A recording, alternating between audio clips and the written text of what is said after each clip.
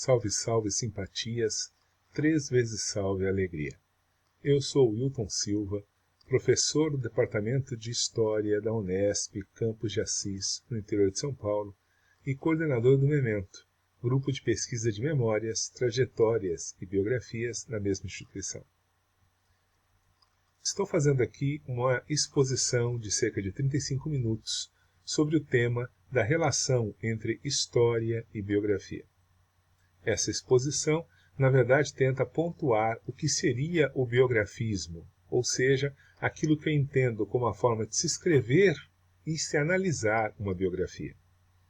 Para isso, tento mostrar quais seriam as características da escrita biográfica e qual é a sua relação com a historiografia. Para isso, busco a definição de 2 conceitos básicos que seriam espaço biográfico e ilusão biográfica.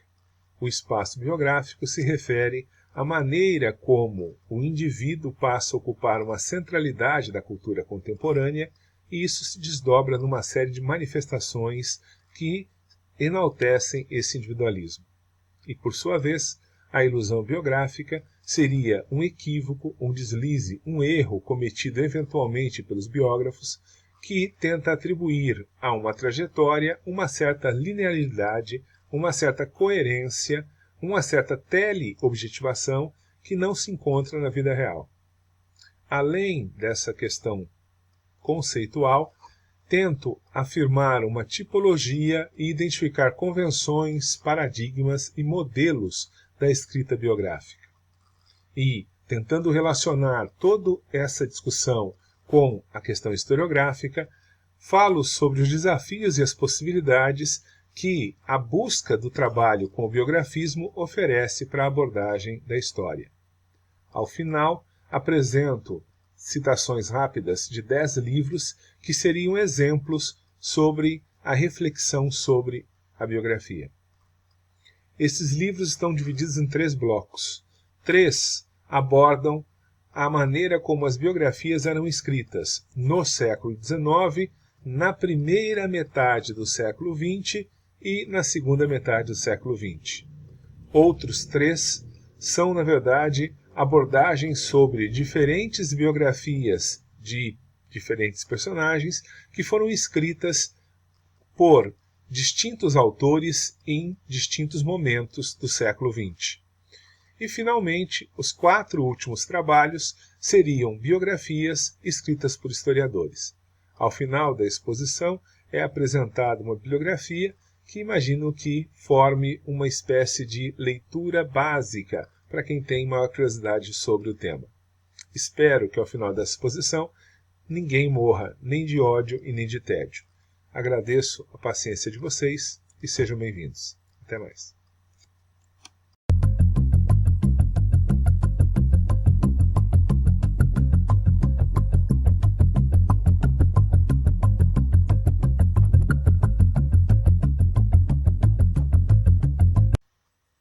Em relação à memória, um interessante ensaio sobre a história, o historiador norte-americano Jacques Bazoum nos chama a atenção para o fato de que, embora o indivíduo possa ser destituído de qualquer desejo ou talento para o desenho, para o canto ou para a escrita, ele sempre está preso à memória. E essa memória o toca quando ele afirma ou pensa: eu estava lá, eu vi, eu me lembro muito bem, levando-o a lidar com o passado na lembrança, o presente no ato dessa reflexão e o futuro entre as conjecturas e a imaginação. Essa imersão na memória, no nível empírico da vivência pessoal, na experiência de cada um, também pode ser dada no nível da forma científica, pelo historiador ou acadêmico, e são reflexos diferentes de curiosidade e de refinamento. Por sua vez, a imaginação, como foi definida por Mário Vargas Llosa, o escritor peruano, que, diferenciando a ficção, o jornalismo e a história, disse que esses diferentes produtos da palavra eram sistemas opostos de aproximação com o real, pois o romance poderia se rebelar e superar o cotidiano, enquanto o jornalismo e a história seriam escravos desse vivido. Na verdade, tanto a literatura quanto a história, com suas existências e funções próprias, têm como objetivo resgatar uma parte da nossa memória, aquelas grandezas e misérias que compartilhamos com os demais na nossa condição de entes gregários, de pessoas em sociedade. No entanto, a verdade histórica é indispensável e insubstituível para saber o que fomos e, talvez, o que seremos como coletividade humana, enquanto a literatura apresenta o que poderíamos ter sido ou poderemos nos tornar.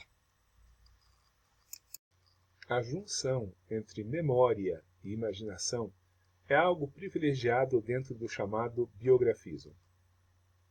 O biografismo se caracteriza por diversas práticas narrativas, na quais é possível que se aborde de diferentes maneiras a trajetória de um personagem.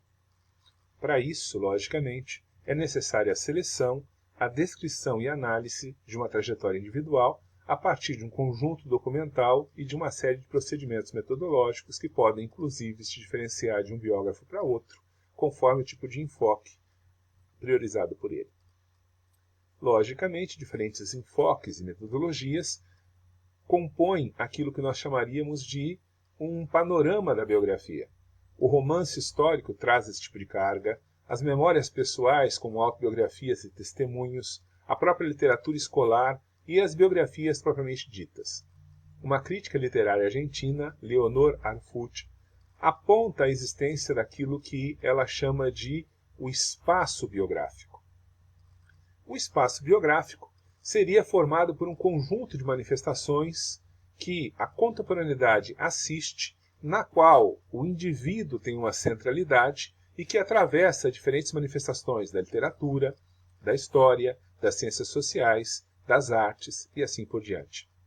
Teoricamente, esse espaço biográfico, portanto, seria composto por biografias, autobiografias, memórias, testemunhos, histórias de vida, diários íntimos, correspondências, cadernos de nota, cadernos de viagem, rascunhos, lembranças de infância, autoficções, romances, filmes, vídeos e teatros autobiográficos, além de reality painting, registros biográficos de entrevistas midiáticas, conversas, retratos, perfis, anedotários, indiscrições, confissões próprias e alheias, velhas e novas variantes do show, como talk show, reality show, a videopolítica, os relatos de vida das ciências sociais e as novas ênfases da pesquisa e da escrita acadêmica, entre outras possibilidades com distintos suportes e diferentes formas. De certa maneira, esse amplo campo de manifestações da individualidade dentro da contemporaneidade pode ser abordado enquanto um escopo biográfico, enquanto um espaço biográfico. Nesse aspecto, é importante perceber que o biografismo, portanto, traz um conjunto de significados. Ele representa diferentes formas de controle simbólico do tempo e da individualização das sociedades humanas. Ele traduz a experiência da duração e de estruturas imaginativas que se relacionam à vida e seus vínculos com a cultura na qual ele se insere. E, finalmente, o biografismo ainda é uma forma de vida póstuma, na qual os mortos e vivos dialogam a partir de heranças dos primeiros e das carências dos segundos, enquanto a avaliação de um indivíduo e sua trajetória em seu tempo. De certa maneira, isso é feito a partir de alguns tipos clássicos de biografias. Existiriam 4 tipos de biografias. Simples relação cronológica de fatos relativos a alguém. O biógrafo, então, apresenta o nascimento, a juventude, a idade adulta, a madureza, a velhice e a morte de um personagem, ou então alguns desses períodos em específico. Trabalhos nos quais, ao par de uma vida, se estuda determinada época. Nessa abordagem, o indivíduo se transforma, portanto, numa chave de compreensão do período em que ele viveu. Trabalhos nos quais a descrição de uma existência se conjugam apreciações críticas sobre a obra do biografado. Essa abordagem parte da concepção da vi-obra, ou seja, aonde uma determinada vida explica um conjunto de obras, e aonde um conjunto de obras só poderia ter sido resultado de uma determinada vida. Finalmente, trabalhos em que a narração da vida constitui o objetivo primacial do biógrafo. Nesse caso, são ressaltados os feitos, as realizações, os percalços, as superações e mesmo as vilanias do personagem abordado. Esses 4 tipos de biografias são construídos a partir de certas convenções que são, na verdade, ocidentais. Nesse aspecto, as convenções ocidentais do gênero biográfico têm 6 aspectos. Primeiro, textos biográficos devem ser escritos tendo-se outros textos biográficos em mente. Assim, o biógrafo constantemente glosa, referencia e busca superar as biografias anteriores àquelas que ele se dedica atualmente. Dar importância às influências de gênero e classe e, mais recentemente, de raça. A questão identitária, portanto, é parte de uma herança contemporânea muito forte dentro da tradição do biografismo. Estabelecer origens familiares como ponto zero da história da pessoa em foco. De certa maneira, influenciados pela psicologia, os biógrafos buscam explicar e apontar os traumas, os complexos, os recalques e todo o conjunto de heranças que o indivíduo traz ao longo da sua trajetória. O autor, por sua vez, deve interpretar a história da pessoa, ou seja, transformar aquela trajetória, transformar o conjunto de vivências e experiências em algo que tenha significado para o leitor e que crie, na verdade, um panorama global de toda uma vida. Para isso, o biógrafo se utiliza, portanto, da demarcação de certos momentos da vida que passam a construir uma coerência interna à trajetória. Como? Pela seleção ou pela escolha de certos pontos de afirmação do futuro ou de ruptura com o passado ao qual o personagem está vinculado. Finalmente, as pessoas são reais e possuem vidas reais que podem ser mapeadas e significadas. No entanto, o fato de que diferentes biografias são escritas sobre os mesmos personagens é resultado do fato de que esse mapeamento e essa significação refletem não só o biógrafo, como também a sua época e as expectativas de seus leitores. Embora as expectativas dos leitores, a época e o biógrafo possam se alterar, eles estão vinculados a 2 tradições clássicas, de Suetônio e de Plutarco. Os paradigmas clássicos das biografias seriam Suetônio, autor da Vida dos 12 Césares, e Plutarco, autor de Vidas Paralelas. Suetônio apresenta uma sucessão de etapas que formariam a vida de cada personagem: família, nascimento, infância, formação, ascensão, poder, decadência, morte, e que pela linearidade conduz o leitor, e que passa a ser um padrão bastante utilizado por uma série de biógrafos que o sucederam. Por sua vez, Plutarco apresenta materiais agrupados com base em certas categorias gerais ou temas que, por sua forma desigual e diversa, solicitam uma intervenção crítica do leitor, que constrói, junto com o autor, portanto, a compreensão daquilo que é apresentado. De certa maneira, as biografias muitas vezes acabam caindo dentro de 2 modelos que são contrastantes. De um lado, nós temos a chamada biografia representativa. A biografia representativa, ela entende o indivíduo como não algo de singular, de excepcional, mas que, por sua vez, sintetiza várias outras vidas. E, de certa forma, portanto, é uma passagem para a apreensão de marcos mais amplos do que a própria individualidade. Outra abordagem também recorrente é o chamado estudo de casos. Nesse formato, estabelece uma análise macroestrutural da sociedade e procede-se a um detalhamento biográfico com fins de ilustração da realidade mais ampla que é abordada ali. Portanto, o indivíduo aqui é um exemplo, não é um problema em si. É importante perceber que a construção biográfica também reflete certas determinações culturais às quais ela está vinculada.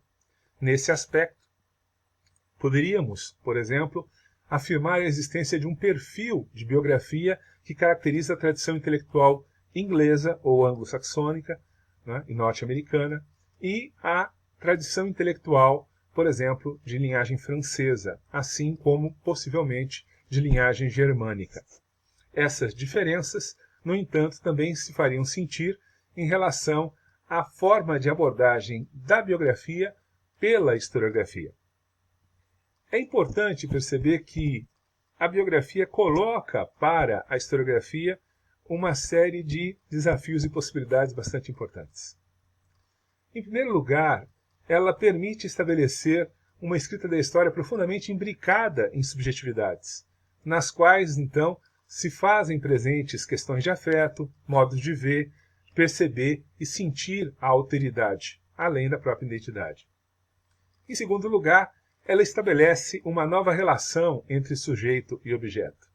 De certa forma, o historiador, no caso, o biógrafo, ao falar de seu personagem, de certa maneira, fala também de si mesmo. Projeta algo das suas emoções, dos seus valores, das suas necessidades, da sua concepção de mundo, e, portanto, é uma relação aonde o objeto influencia o sujeito e o sujeito influencia o objeto. Por outro lado, ela exige que seja explicitado o contrato de leitura, ou seja, de que forma que se espera que o leitor entre em contato com esse trabalho de natureza historiográfica. Aí, o biógrafo, então, tem que apresentar aos seus leitores as razões da escolha do personagem específico, a natureza do seu empreendimento, que metodologias que ele escolheu, quais foram suas fontes, os conceitos, as perguntas que ele está apresentando à tentativa de compreensão daquela trajetória. E, finalmente, a possibilidade de identificação do contraste entre aquilo que, para o historiador, seria a verdade dos fatos e a verdade da interpretação. É algo muito grande esse desafio, justamente porque, por mais fontes que o historiador tenha à sua disposição, não é possível uma totalização da vida do personagem. E daí, as lacunas documentais permitem ou exigem o exercício de interpretação e de imaginação de uma forma bastante incomum em outras abordagens historiográficas. Por fim, nós temos que pensar um tema que sempre é recorrente quando se fala de biografia.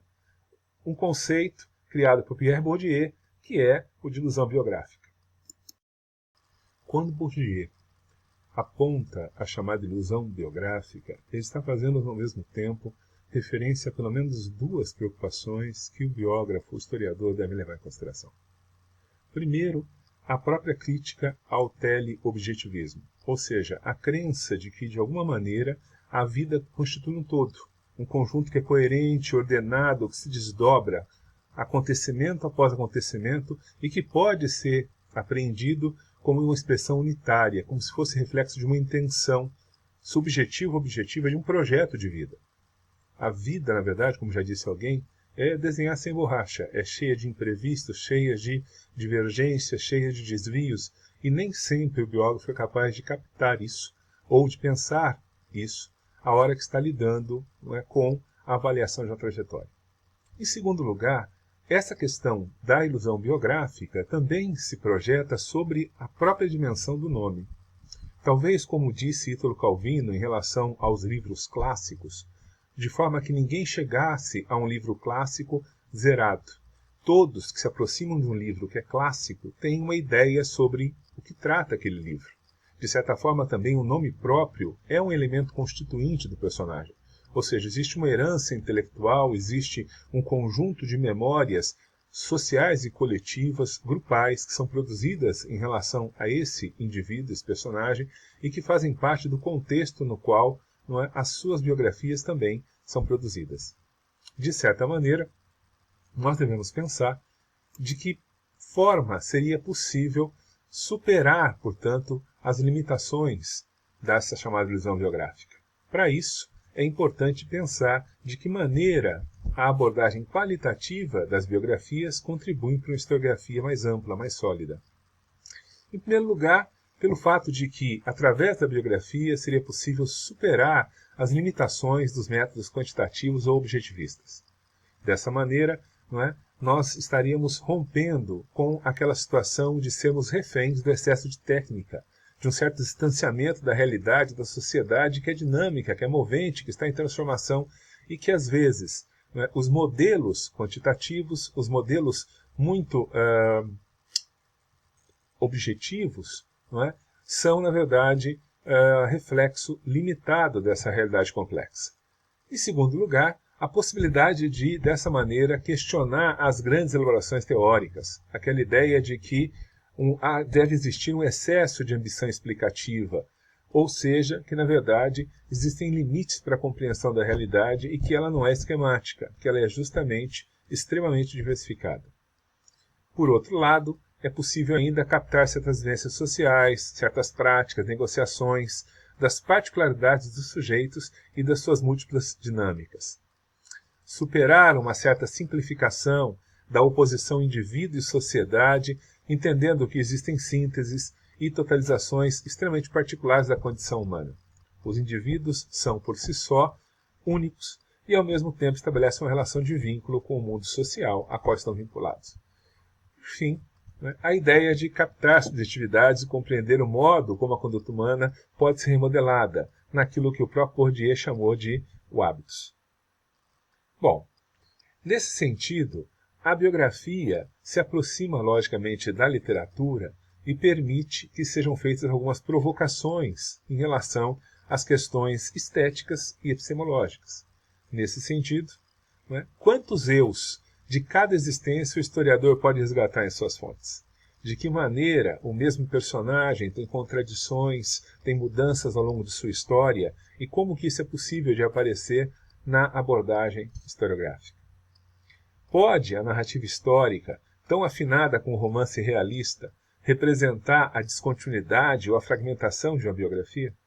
É possível, por exemplo, escrever-se uma biografia semelhante ao texto de Julio Cortázar no Jogo de Amarelinha, em que a ordem é alterada, pode ser repensada de várias formas, de uma maneira extremamente aleatória? Ou nós estamos condenados à cronologia, aos grandes feitos, aos grandes personagens? Quantas temporalidades podem existir na narrativa historiográfica? É curioso pensar, por exemplo, em exemplos sobre autobiografia, em que, de alguma forma, Roland Barthes faz uma autobiografia a respeito de si usando 3 ou 4 sujeitos diferentes, cada um deles referente a um tipo de personalidade ou a um tipo de papel social que ele desempenhou. O literato, a pessoa, dos afetos, o homem de família e assim por diante, cada um deles era tratado de uma forma diferenciada em termos narrativos, em termos discursivos. E essa pergunta sobre possibilidade em termos de temporalidade em relação à biografia é algo interessante de ser feito. Que confluência e conflitos podem ser estabelecidos entre indivíduo e grupo, entre conjuntura e estrutura, entre fonte e narrativa? Eu me lembro de um caso curioso na autobiografia de Trotsky, quando ele, depois de, por mais de 500 páginas, falar sobre o que foi a sua vida, termina dizendo algo mais ou menos assim: nada disso tem importância. Eu fui resultado e reflexo das forças produtivas e do modo de produção capitalista no qual estava inserido. Bom, se isso é verdade, não haveria necessidade das 500 páginas. Então, pensar de que forma que indivíduo e grupo, conjuntura e estrutura, fonte narrativa se processa não só na autobiografia, mas também na biografia, são questões que valem a pena serem colocadas. Finalmente, a biografia é um simples método a serviço de uma velha disciplina ou ela é uma nova possibilidade de se ver a história? Que tipo de contribuição ela pode trazer para a historiografia e como que a historiografia está permeável ou não à forma como a biografia se coloca na nossa sociedade? É nesse contexto que nós temos que discutir as regras do método de se fazer historiografia. A crítica literária Beatriz Sarlo, da Argentina, faz de maneira muito feliz um contraste entre a chamada história acadêmica e a chamada história de grande circulação.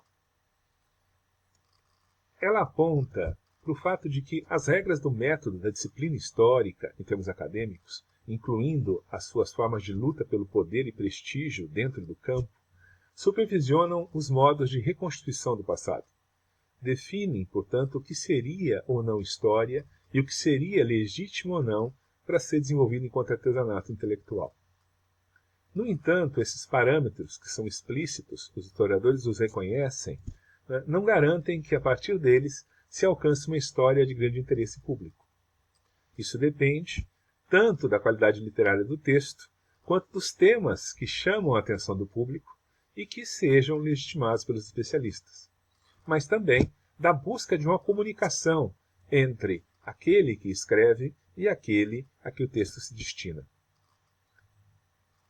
Por sua vez, os chamados historiadores de grande circulação têm uma sensibilidade maior a certas estratégias como presente uso passado e consideram totalmente legítimo submeter o que foi ao que é atualmente. A modalidade não acadêmica, ainda que praticada por um historiador de formação acadêmica, envolvido muitas vezes com o processo de divulgação do conhecimento histórico, escuta demandas do presente e atende às crenças do público, orientando-se em função delas. Isso não a torna pura e simplesmente falsa, mas ligada ao imaginário social contemporâneo, que sofre pressões que ela recebe e aceita mais como vantagem do que como limite, e visto como uma possibilidade de comunicação entre aquele que escreve e aquele a qual o texto se destina. Essa história de massa, de impacto público, recorre a uma fórmula explicativa reducionista, com princípios esquemáticos de origem e causa, nas quais são aplicáveis todos os fragmentos do passado, de maneira que a simplificação se torna mais importante do que a complexidade. A redução do número de hipóteses e causas sustenta o interesse do público e produz uma clareza explicativa e uma narrativa menos fragmentada, que falta, na maioria das vezes, à história acadêmica. O grande desafio é justamente como superar isso em termos de construção historiográfica. Em primeiro lugar, existe a confusão estabelecida entre positivismo e conhecimento positivo, adotando a desclassificação do biografismo por ser pouco científico, por ser literário. E, por outro lado, aqueles que são favoráveis ao biografismo criticam os estudos da estrutura por serem muito rígidos e estéreis. Esse diálogo ainda está sendo montado, ainda está sendo realizado e muitas vezes de uma forma frágil. Por sua vez, a tensão enorme entre narrativa e factualidade. Quando, por exemplo, Pierre Bourdieu afirma que existe o perigo da ilusão biográfica, e realmente existe, ele também tem que se dar conta de que toda narrativa é, de alguma forma, uma representação. Ou seja, assim como Borges, o literato argentino, disse certa vez, um mapa realmente perfeito seria simplesmente a realidade. O mapa simplifica a realidade para que ela possa ser compreensível. Assim também, a narrativa não é capaz de reproduzir toda a factualidade. Ela se move dentro da factualidade. Existe ainda a ilusão pelos apologistas da biografia da criação de uma epistemologia do vivido sobre o do construído, sendo que simplesmente a autenticidade daquilo que se percebe vale mais do que o reflexo sobre aquilo que se percebe, a reflexão. É necessário, portanto, valorizar a interpretação como algo fundamental da análise biográfica. E por último, mas não menos importante, a necessidade de uma teoria que apoie a prática da biografia, a prática da análise da biografia. Infelizmente, essa teoria não só não se afirmou, mas ela também é resultado de uma construção múltipla e muito diversificada, o que torna um campo extremamente desafiador àquele que a ela se dedica. Eu gostaria de fazer agora o apontamento de alguns trabalhos da historiografia brasileira sobre as biografias e o biografismo que eu acho que merecem destaque. São alguns exemplos rápidos, mas que ilustram algumas ideias que eu acho importante pensar sobre o tema. Eu começaria destacando 3 trabalhos que discutem de que modo as biografias eram produzidas no Brasil entre o século XIX e o século XX.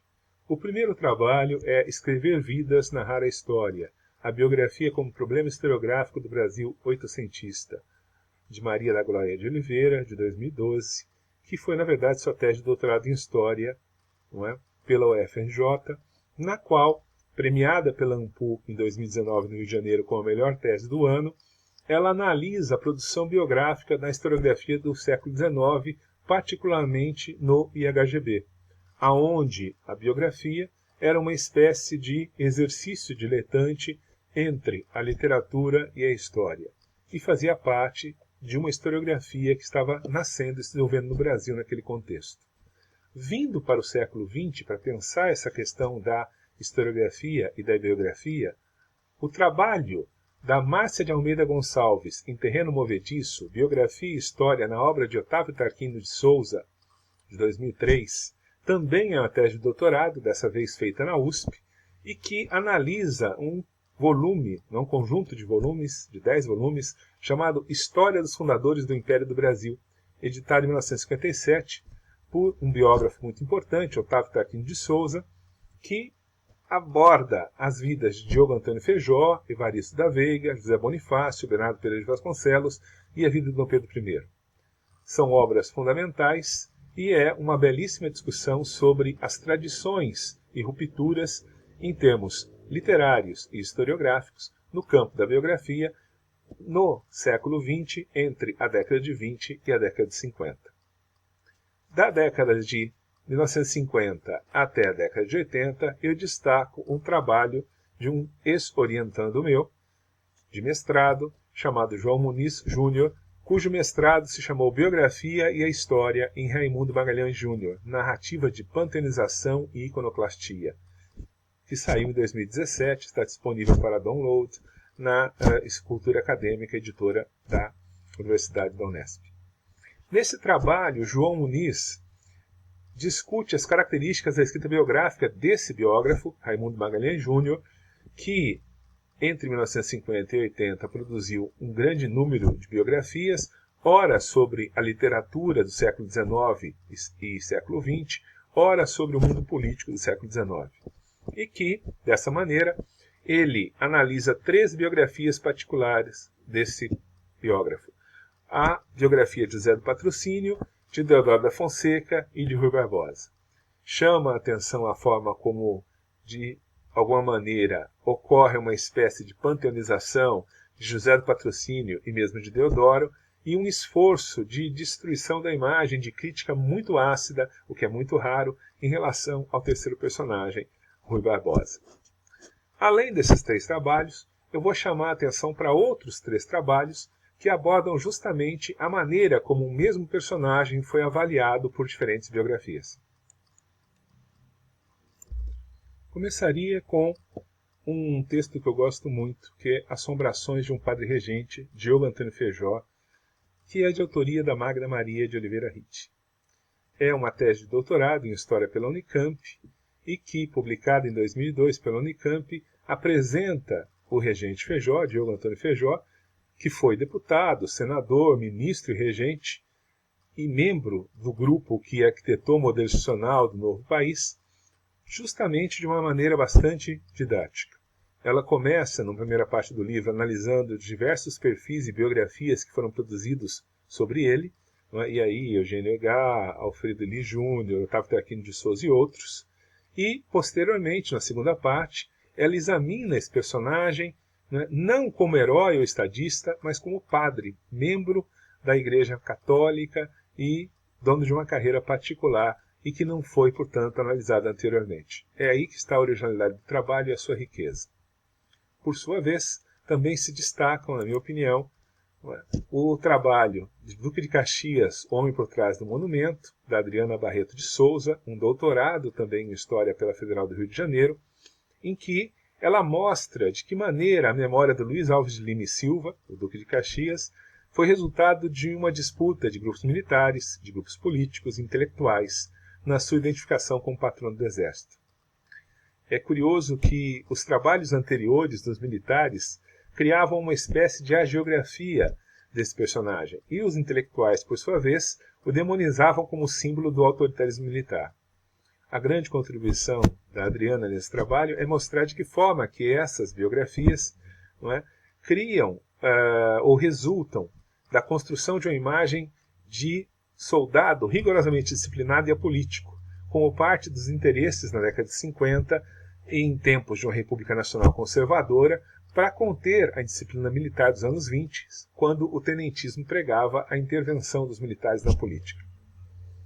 E, por último, nesses exemplos, eu mostraria a minha tese de livre-docência, publicada pela Alameda e pela FAPESP em 2016, A Construção Biográfica de Clóvis de Vilacqua, Memórias de Admiração e de Estigma.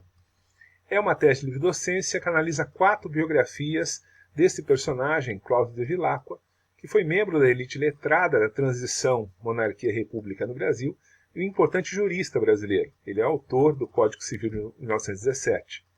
É um personagem que tem uma memória pessoal e institucional bastante curiosa, bastante forte, admirado como um grande jurista e pensador, foi o primeiro crítico literário a discutir Dostoiévski na literatura brasileira, foi importante pensador atrelado ao positivismo naquele contexto, teve uma vida muito regrada e uma correção ética muito grande, muito dedicada à família, e, por outro lado, sofreu alguns estigmas, pelo fato de ser filho de padre, por ter se casado com uma feminista extremamente de modos excêntricos, que é Amélia Carolina de Freitas de Vilacqua, e a forma como foi acusado de ter certas limitações intelectuais por um embate filológico de português, de gramática, na qual ele se envolveu com Rui Barbosa.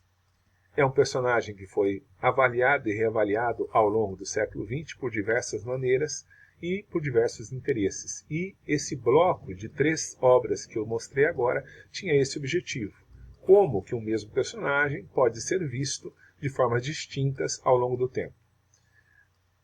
Eu vou mostrar agora trabalhos em que historiadores fizeram biografias e que, entre vários trabalhos que se destacam, eu acho que esses são exemplos felizes. Vamos falar sobre isso. Começaria com João Goulart, uma biografia do professor Jorge Ferreira. O professor Jorge Ferreira tem uma produção sólida sobre a história republicana, né, ainda na seara do campo político, faz uma obra extremamente vigorosa sobre o presidente João Goulart, o último presidente civil antes do golpe militar, né, 1964, e que vai pontuando, então, ali, a forma como trabalha, a maneira como seus interesses, vinculados às referências do Zanal e do marxismo, vão interagir com a construção de um perfil individual. É um trabalho bastante sólido e vale a pena ser explorado.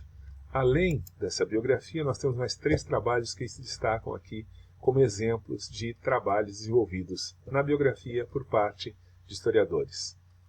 Marcelo Caetano, uma biografia do Francisco Palomares Martinho, da USP, é um livro extremamente rico, em que, de alguma maneira, é feita uma biografia política e intelectual de Marcelo Caetano, o político português, que também foi historiador e sucedeu Antônio de Oliveira Salazar na ditadura do Estado Novo em Portugal.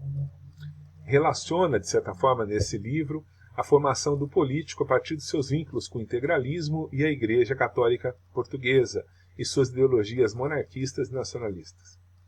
O ditador governou entre 1968 e 74, se exilou no Brasil, a partir da sua fuga da Revolução dos Cravos até a sua morte. Essa obra teve não só edição em Portugal, mas também no Brasil e nos Estados Unidos. Por sua vez, tocando na questão identitária LGBT, nós temos Revolucionário e Gay, A Vida Extraordinária de Herbert Daniel, escrito por James Green, que é professor da História da Universidade de Brown e militante LGBT, que aborda de forma extremamente feliz, a partir da biografia do militante de esquerda brasileiro, Herbert Daniel, a questão da relação entre biografia e memória grupal, e em particular com a cultura queer, através de considerações sobre a vida extraordinária de um membro e dirigente de grupo guerrilheiro da ditadura militar, que se torna referência intelectual e política para o movimento homossexual brasileiro a partir da abertura política e que foi vitimado pela AIDS. É um personagem muito rico e que permite uma série de discussões sobre identidade e memória na historiografia. Finalmente, a aventura de contar-se feminismo, escrita de si e invenções da subjetividade, numa perspectiva de gênero, reforçada pela abordagem da Margaret Hago, a professora da Unicamp, que reflete sobre depoimentos de feministas históricas, 7 mulheres nascidas entre 1940 e 50, envolvidas na luta contra o regime militar e que contribuíram para abrir novos espaços para as mulheres na vida política, pública e cultural do país. O livro, entre outros méritos, discute gênero e autobiografia através de memórias de mulheres militantes de diferentes nacionalidades, gerações e experiências históricas, dentro de uma perspectiva feminista. Cabe destacar a sensibilidade da autora para discutir a importância da imagem como suporte de memória autorreferenciada e da performance artística da fotógrafa Cindy Sherman enquanto manifestação do espaço biográfico, ampliando, portanto, a ideia de espaço biográfico que já foi tratada por nós anteriormente. Bom, de qualquer forma, quando se fala sobre biografia, não é possível encerrar todo o assunto. Ficaram aqui algumas ideias que eu faço votos que sejam, de alguma maneira, férteis para aqueles que se interessam. Como disse um grande poeta, há histórias tão verdadeiras que às vezes parece que são inventadas. Eu espero que a biografia exerça o encantamento e a atração sobre todos aqueles que assistiram essa pequena vídeo feito por mim. Muito obrigado e até a próxima. Segue a bibliografia que vai estar, inclusive, junto com o vídeo no YouTube. Ok? Abraço. Até a próxima. Tudo de bom.